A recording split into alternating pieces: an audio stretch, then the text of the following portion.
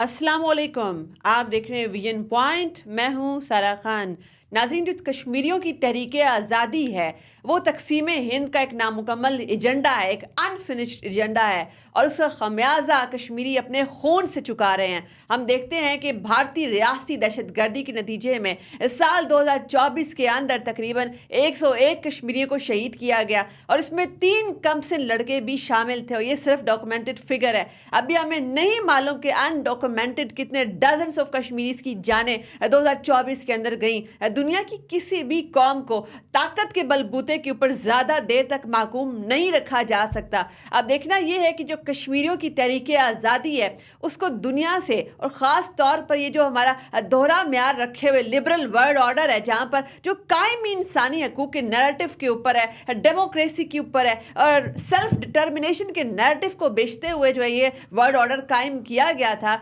ये इसको कितना सपोर्ट करता है। इन तमाम पहलुओं का अहाता करने के लिए मेरे साथ मौजूद हैं अल्ताफ़ हुसैन वानी साहब। अब हुर्रियत रहनुमा हैं, अब चेयरमैन है Kashmir institute of international relations. आपने बड़ी कामयाबियों के साथ जो है वो कश्मीर का मुकदमा दुनिया के ताकत के हवानों में रखा, और इसके साथ साथ आपकी पर्सनल ज़ाती भी बड़ी एफर्ट है, कुर्बानियाँ हैं आपकी ख़ानदान की और आपकी अपनी। आपके वक्त का बहुत शुक्रिया। जैसे कि हमने देखा है कि साल 2024 के अंदर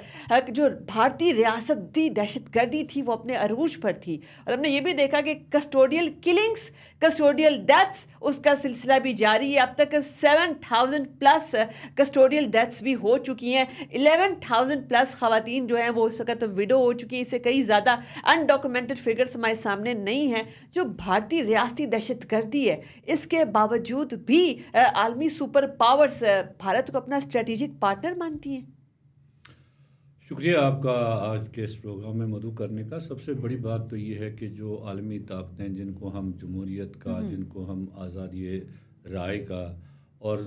बाकी इंसानी हकूक़ का आलम बरदार समझते हैं, उनकी जो दोहरा मयार जो है वो साफ़ नज़र आता है हमें दुनिया में किस तरह से तनाज़ात बढ़ रहे हैं, और उन तनाज़ात में उनका कितना किरदार है, कितना हिस्सा है। सिक्योरिटी कौंसिल का क़याम आया था दुनिया के अंदर तनाज़ात को मुनसिफ़ाना अंदाज़ में हल करने के लिए, और उन तनाज़ात में मज़लूम की हिमायत करने के लिए, मज़लूम को उसका हक़ देने के लिए। लेकिन हम देखते हैं कि दिन दिन बढ़ते जा रहे हैं, और बड़ी ताकतों ने जो सिक्योरिटी कौंसिल की था उनके अंदर इतनी पोलराइजेशन बढ़ गई है जिससे दुनिया के अंदर तनाज़ात भी बढ़ गए, और उन तनाज़ात में एक पुराना तनाज़ा जो है कश्मीर का तनाज़ा है। कश्मीर का तनाज़ा ख़ुद अक़वाम मुत्तहिदा की इसी सिक्योरिटी कौंसिल ने, इसी अमेरिका ने जो आज भारत का स्ट्रेटजिक पार्टनर है, उसके सदूर ने, उन्होंने ख़ुद वो ड्राफ्ट की थी वो रेजोल्यूशन जिनमें कश्मीरियों को ये हक़ दिया गया था कि कश्मीरी अपने सियासी मुस्तक़बिल का फ़ैसला करें। लेकिन बदकिस्मती से हम देखते हैं कि वक्त गुजरने के साथ साथ जब हिंदुस्तान ने अपना कब्ज़ा वहाँ मजबूत किया और हिंदुस्तान ने कश्मीर को अपना अटूट अंग बताना शुरू कर दिया, तो ये बड़ी ताकतें जो है ये इनके कौल व फ़ैल में भी तज़ाद आना शुरू कर दिए। लेकिन सबसे बड़ी बात ये, कलेक्टिवली दुनिया ने, यूएनओ ने अभी तक हिंदुस्तान की इस चीज़ को नहीं माना है। कलेक्टिवली दुनिया ने कश्मीर को इस वक्त तक मुतनाज़ा समझा है। कलेक्टिवली अक़वाम मुत्तहिदा अभी भी कहती है कश्मीरियों का हक़ खुद इरादियत बिल्कुल है और उनको वो हक़ दिया जाना चाहिए। अभी हाल ही में जो अक़वाम मुत्तहिदा के ह्यूमन राइट्स कमिश्नर ने 2018 और 19 में 2 रिपोर्टें शाया की, और उन रिपोर्टों में भी इस चीज़ का इजहार किया, जहाँ इंसानी हकूक़ की पामालियों का जिक्र किया गया, वहाँ साथ ये कहा गया कि कश्मीरियों को अपना हक़ खुद इरादियत जो उनका है, जो अक़वाम मुत्तहिदा की सिक्योरिटी कौंसिल ने दिया, वो ज़िंदा है। अक़वाम मुत्तहिदा के सेक्रेटरी जनरल ने पाकिस्तान में आकर भी ये कहा और अपने दफ्तर में बैठकर भी ये बयान दिया कि कश्मीर के मसले का हल अक़वाम मुत्तहिदा की करारदादों के मुताबिक होना चाहिए। इसका मतलब है कि हिंदुस्तान की हरदर्मी, हिंदुस्तान की रेशा दवानियाँ, हिंदुस्तान का फ़ौजी कब्ज़ा, हिंदुस्तान के 77 साल से डिनाइल के मोड में रहना और कश्मीरियों को तरह तरह के अजाब झेलना, और फिर दुनिया की बड़ी ताकतों के साथ स्ट्रेटजिक पार्टनरशिप करना, इसके बावजूद भी कश्मीर का मसला दुनिया के अंदर इस वक्त भी दुनिया के बड़े तनाज़ात में एक तनाज़ा है, اور دنیا اس کو متنازع سمجھتی ہے. آپ نے بڑی کمپریہنسولی جو ہے کشمیر کی ایکچوئل پکچر اس وقت دنیا کے سامنے رکھ دی, مگر ساتھ میں یہ بھی دیکھنا ہے کہ کیا اقوام متحدہ کے کردار کے اوپر یہ ایک بہت بڑا سوالیہ نشان نہیں ہے کہ پہلے ہم نے دیکھا کہ اسرائیل کی جو غزہ کے اندر وحشیانہ بمباری, وہاں پہ اس کی جو جینوسائیڈل کیمپین ہے, دنیا اس کو نہیں روک سکی. اور اس کے بعد ہم نے یہ بھی دیکھا کہ ساتھ میں یہ جو Indian illegally occupied Jammu and Kashmir ہے, اس کے اندر بھی سکت اس کو ایک کنسنٹریشن کیمپ بنا دیا گیا ہے, ایک دنیا کا سب سے بڑا عقوبت خانے میں تبدیل کر دیا گیا ہے. تو کیا آپ کو نہیں لگتا ایسا کہ اقوام متحدہ کا اپنا کردار کوسچنیبل ہے when it comes to Muslim countries, Muslim interest, اور خاص طور پر اس قسم کی جب طاقتیں اسرائیل انڈیا جیسی طاقتیں سامنے کھڑی ہوئی ہوں تو اٹ سیمس لائک کہ لبرل ورلڈ آرڈر جو ہے وہ تو یہیں پر اس کی جو ہے رٹ ختم ہو گئی. دیکھیں, بنیادی طور پر تھیوریٹیکلی تو سارے لبرلز ہیں, تھیوریٹیکلی تو وہ اپنے آپ کو جمہوری بھی کہتے ہیں, اور تھیوریٹیکلی سارے انسانی حقوق کے علمبردار بھی ہیں. لیکن پریکٹیکلی اگر دیکھا جائے کہ اگر انسانی حقوق کی پامالیوں پر کوئی بات ہوتی, فلسطین کے ذکر آپ نے کیا, جس طرح سے اسرائیلی فوج نے غزہ کے اندر فلسطینیوں کا قتل عام کیا, ساری چیزیں کی, اقوام متحدہ کی قراردادیں اس پر آئی, مذمت بھی کی اقوام متحدہ نے, لیکن ایک طاقت جو ہے اس نے اس کو ویٹو کیا, اور اس ویٹو کی وجہ سے امپلیمنٹیشن نہیں ہوئی. آپ دیکھیں دنیا کا جو نظام ہے نا, عالمی نظام, بیسیکلی یہ اس میں ایسے سکم ہیں, عالمی نظام جن نے تشکیل دیا ہے انہوں نے اس کے ایسے سکم بنائے ہیں, اس سکم کی وجہ سے یہ جو مظلوم ہے یہ صرف چلاتا رہتا ہے. لیکن ایک بات طے شدہ ہے کہ آپ نے دیکھا کہ فلسطینیوں پر ظلم تو ہوا, فلسطینی شہید تو ہوئے, غزہ پورا تباہ تو ہو گیا, وہاں پر ساری چیزیں ہوگی, لیکن آپ نے دیکھا ہوگا کہ دنیا کے اندر ان جو بڑی طاقتیں سو کالڈ جمہوریت پسند, اور وہ سارے ایکسپوز ہو گئے, ان کے چہرے سے وہ نقاب اتر گیا. اور ہم نے دیکھا کہ کس طرح سے ہندوستان جو پہلے سے ہی کشمیر کے اندر ہندوستانی حکومت نے 77 سال سے ظلم ستم جاری رکھا, لیکن خصوصاً پچھلے 35 سال سے, اور پھر بالعموم جب ہم کہتے ہیں کہ پچھلے 5 اگست کے بعد کی جو صورتحال ہے, اس صورتحال کو دیکھتے ہیں تو ایک طرف کشمیر میں ظلم ستم, اور دوسری طرف یہی ہندوستان اسرائیل کو بھی ہتھیار فراہم کر رہا ہے, وہ ساری چیزیں فراہم کر رہا ہے, اور اسرائیل ہندوستان کو ڈرون فراہم کر رہا ہے, ساری چیزیں جن کو کشمیریوں کو مارنے کے لیے اور وہ فلسطینیوں کو مارنے کے لیے یہ ساری چیزیں ہو رہی ہیں. یہ ایک نیکسس ہے دنیا کے اندر, اس پرانی جو ایک طرف ہم دیکھتے ہیں کہ وہ طاقتیں یہودی طاقتیں, اور دوسری طرف ہندوستان کی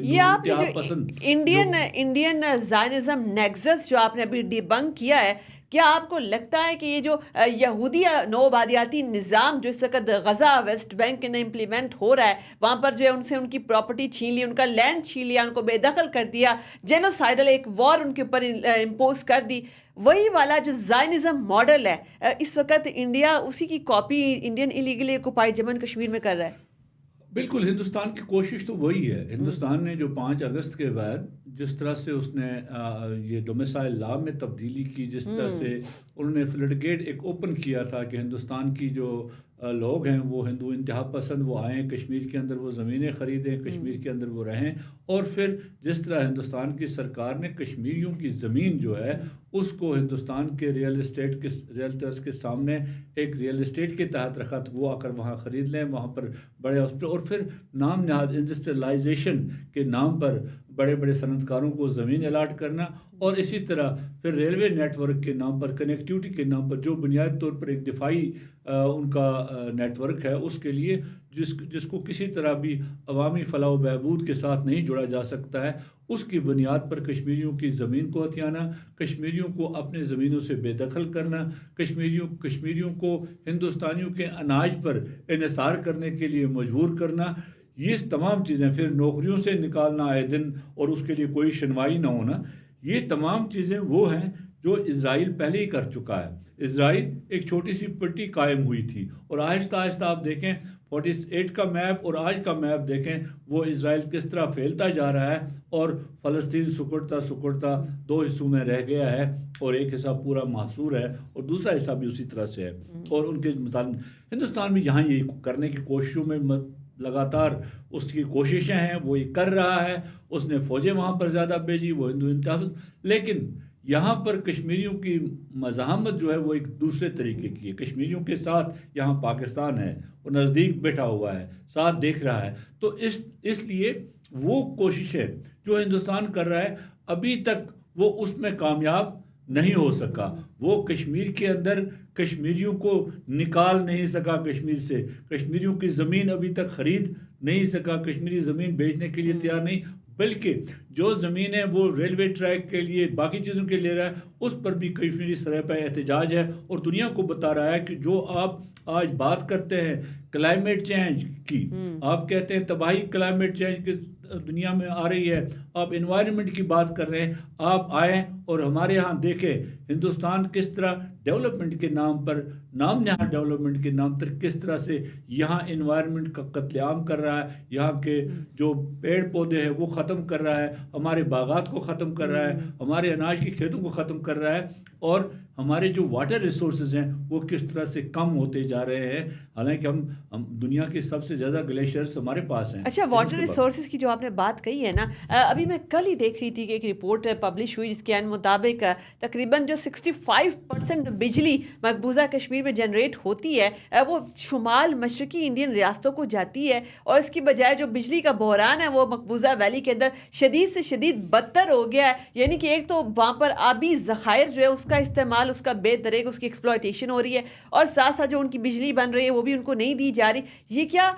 آزادی کی تحریک چلانے کی سزا دی جاتی ہے اس طریقے کی ضروریات چھین کر؟ دیکھیں ہندوستان تو کشمیر کے اندر ایک آکیپائر ہے نا، وہ آیا ہے وہاں پر آکیپیشن کرنے کے لیے. اس کو تو کشمیریوں کے ساتھ کشمیر کوئی ہمدردی تو تھی نہیں، نہ کسی وقت ہو سکتی ہے ہمدردی. ان نے شروع دن سے، جب سے 1947 سے وہ آئے ہیں وہاں پر، اس وقت سے کشمیر کے جو آبی وسائل ہے یا دوسرے قدرتی وسائل ہے ان کا استحصال کر رہے ہیں. وہ ساری چیزیں ہندوستان جاتی ہیں. جیسے آپ نے بجلی کی بات کی، بجلی پروڈیوس مقبوضہ کشمیر میں ہوتی ہے اور یہ بجلی جاتی ہے ہندوستان کے اندر، اور ہم ناردرن گرڈ سے، انڈیا کی ناردرن گرڈ سے مقبوضہ کشمیر بجلی خریدتا ہے. اور یہی وجہ ہے کہ آپ دیکھ رہے ہیں کشمیر کے اندر کل بھی چیف منسٹر کہہ رہا تھا کہ میٹر لگیں گے تو بجلی ہوگی، جہاں جہاں میٹر لگے گا وہاں بجلی ہوگی. لیکن یہ بھی خالی ایک نعرہ تھا، کیونکہ اختیارات اس کے پاس بھی نہیں تھے. اختیارات تو سارے لیفٹنٹ گورنر کے پاس ہیں. اختیارات سارے ہندوستان کے جو تعینات شدہ لیفٹنٹ گورنر کے پاس ہیں، اور وہ ہر طرح سے کشمیر کے اندر دیکھیں جو یہ ایکسپلائٹیشن ہے منرلز کی، وہاں پر ایکسپلائٹیشن ہے. ایون یہاں تک ہندوستان نیچے آیا، جو سینڈ ہے، ریت نکالنے کے ٹھیکے بھی اب ہندوستانیوں کو دیے جاتے ہیں، کشمیریوں کو بے روزگار کیا جاتا ہے. بے روزگار کرنے والی بات کی یہاں ایک نقطہ میں نے ایڈ کرنا ہے. محبوبہ مفتی کا میں نے اسٹیٹمنٹ ایک دو دن پہلے کا دیکھ رہی تھی کہ وہ کہہ رہی تھی کہ معاشی قتل عام جو ہے وہ انڈین ریاست کی جانب سے بڑا سسٹمیٹک ہے. ہم نے یہ بھی دیکھا کہ وہاں پر جو لوکل اکانومی تھی جو کہ ایپل کی ٹریڈ کے اوپر تھرائیو کر رہی تھی، تو انہوں نے بڑی بڑی جو تجارتی شرائیں وہ بند کر کے وہ تمام ٹریڈ وہ بالکل انہیلیٹ ہو گئی ہے. ہم دیکھتے ہیں کہ کیسے جو سری نگر مظفر آباد ہائی وے ہے، تجارتی شارہ بہت بڑی، وہ بھی بہت ہی انڈیفینٹلی وہ بھی بند ہے. جموں سیالکوٹ ہائی وے جو ہے وہ بھی انڈیفینٹلی بند ہے. اس کا مطلب یہ ہوا کہ جو پلانڈ اکنامک ٹیررزم اس وقت وہاں پر ہو رہا ہے مقبوضہ وادی کے اندر، اس کا مقصد یہی ہے کہ جو کشمیری عوام ہے ان کو کسی طریقے سے افلاس سے مبتلا کر کے ان کو جو ہے محکوم بنایا جائے. کوششیں آکیپائر کی ہمیشہ یہی ہوتی ہیں کہ ان کی کوشش تھی کشمیری ایک تو ان پڑھ بھی رہے، کشمیری کے پاس روزگار بھی نہ ہو، کشمیری تجارت بھی نہ کر سکے جو ہندوستان کی تھی. لیکن کشمیر چونکہ وادی کشمیر کی جب بات کرتے ہیں آپ، تو یہ زمانے قدیم سے تجارت کا ایک مرکز رہا ہے. ان لوگوں نے تجارت کی ہے، اور وہ تجارتی راستے جو تھے، تجارتی راہیں جو تھی، وہ جن راہوں کا آپ نے ذکر کیا وہ وہی راہیں تھی. وہیں سے وہ بندرگاہ تک پہنچتی تھی، وہاں سے ہی وہ آگے جاتی تھی. اور اسی طرح سے جو ہمارا سینٹرل ایشین سے ساتھ ایک تجارتی رابطہ تھا، جو ہمارا کوزین ہے، جو ہماری ثقافت ہے، جو ساری چیزیں ہیں، وہ وہاں سے آئے لوگوں کی طرف سے وہ پنپی ہیں پھر کشمیر کے اندر. اور وہ ہماری ایک پہچان ہے، تو اس پہچان کو بھی ہندوستان انڈینائز کرنے کی کوششیں کر رہا ہے. اب نئے سرے سے ہندوستانی فلمیں جو کشمیری بن رہی ہے، اپنے میڈیا کو وہ استعمال کر رہا ہے، سینما کو استعمال کر رہا ہے ٹو پروٹرے کہ کشمیر ایک ہندوستانی ریاست ہے، کشمیریوں نے ہندوستان کو گلے لگایا ہے، کشمیری بڑے خوش ہے. وائل ایز جو اسٹیٹسٹکس ہمیں بتاتے ہیں، جیسے آپ نے اکنامک ایکٹیویٹی کی بات کی، تو ہم دیکھتے ہیں 2018 سے یہاں تک نیچے کس طرح سے وہاں انویسٹمنٹ آئی ہے، کس طرح سے نیچے اس کا گراف آیا ہے، اور کس طرح سے کشمیری بے روزگار ہوتے گئے، اور کتنے جو ہمارے P H D scholars, M Phil scholars تھے جو دنیا میں کے ساتھ رابطے میں تھے تھرو انٹرنیٹ ادر تھنگس، تو ان کا جب انٹرنیٹ شٹ ڈاؤن باقی چیزیں گئی، وہ کس طرح سے دنیا سے کٹ گئے. یعنی ہر ایک جو زندگی کے جتنے بھی مجھے صحت، تعلیم، معیشت، یہ ساری چیزیں بری طرح متاثر کی ہندوستان کی فوج نے، ہندوستان کی حکومت نے، اور ان کا مقصد تھا کشمیر کے اندر ایک ہندوتا ایجنڈا اس کو لانے کا. ہندوتوا ایجنڈا کی آپ نے بات کہی نا، اس کے ذریعے سے جو ٹول انہوں نے پیش کیا وہ اپنی سیکیورٹی فورسز کو ڈریکونین پاورز کے ذریعے سے انہوں نے امپاور کیا اور آربیٹریری ایسی پاورز دے دیں کہ وہ انسانیت کی تذلیل کر سکتے ہیں. اسٹل ان کی اکاؤنٹیبلٹی نہیں ہو سکتی. مگر ساتھ میں ہم یہ بھی دیکھتے ہیں کہ ایک جانب انڈیا جو ہے وہ ایک فیسڈ آف نارمیلسی کریٹ کرنے کی کوشش کرتا ہے، اس کے ساتھ ہی 2024 کے اگر فگرز ان کے سیکیورٹی فورسز کے جو ڈاکومنٹڈ فگرز ہیں کہ بھئی اتنی جو ہے ان کی ہلاکتیں، ان کو ہلاک کیا گیا، 124 جو انڈین سیکیورٹی فورسز کے اہلکار ہلاک ہوئے 2024 کے اندر مقبوضہ کشمیر کے اندر، تو اس میں 51 جو ہیں وہ صرف جموں ریاست کے اندر ہلاک کیے گئے. جموں ریاست جو ہے وہ ہندو میجورٹی ریاست ہے، وہاں پر ہندوؤں کی بڑی خاصی تعداد ہے، وہاں بھی ان کو ریزسٹنس ہے اور وہاں پر بھی ان کی ہلاکتیں ہونا شروع ہو گئی ہیں. دیکھیے، جو پہلا اسالٹ جو ہونا تھا جو آرٹیکل 370 یا 35A کے ایبروگیشن سے، یہ ایک قدرتی بات تھی کہ اس کا پہلا اسالٹ ہونا تھا جموں پر، جموں کی آبادی پر، جو ہندو آبادی تھی، جو ان کی زمینوں پر ان کے، یہ ایک ٹو بی ہسٹوریکلی اس کو